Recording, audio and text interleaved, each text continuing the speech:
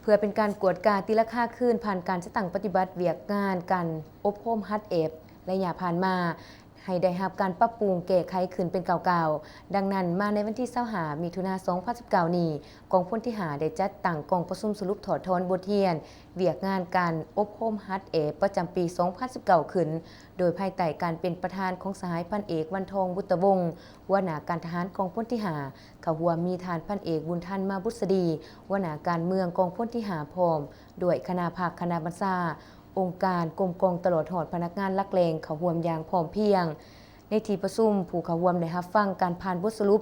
การอบรมฮัดเอฟในระยะที่ผ่านมาซึ่งได้ยกให้เห็นด่านดีเห็นว่าคณะภาคคณะบรรษาแต่ละกรมกองได้เอาใจใส่ศึกษาอบรมการเมืองแนวคิดให้พนักงานนักโคบอย่างเป็นปกติเอาใจใส่ตั้งหน้าปฏิบัติบรรดาข้อกำหนดกฎระเบียบของกองทัพวางออกอย่างเข้มงวดไปพร้อมๆกับการอบรมฮัดเอฟทางด้านทฤษฎีหลักการทางด้านการเมืองการทหารพลาธิการเทคนิคเพื่อสร้างให้พนักงานนักโคบมีความอุ่นเอียงทุนเทียงเสื่อมั่นต่อการนำพาของพรรค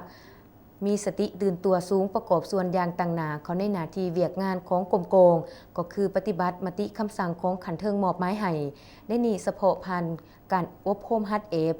ยิงลูกปืนแท้ประจำปีสามารถบรรลุได้ตามจุดประสงค์ขาดไม้ที่ว่างไวและรับประกันความปลอดภัยได้หอยส่วนหอยจากนั้นผู้เขาร่วมก็ได้พร้อมกันขึ้นประกอบคำคิดคำเห็นเป็นต้นเมนปัญหาด่านอ่อนของโครงข่างที่จะต้องปรับปรุงแก้ไขในต่อหน้า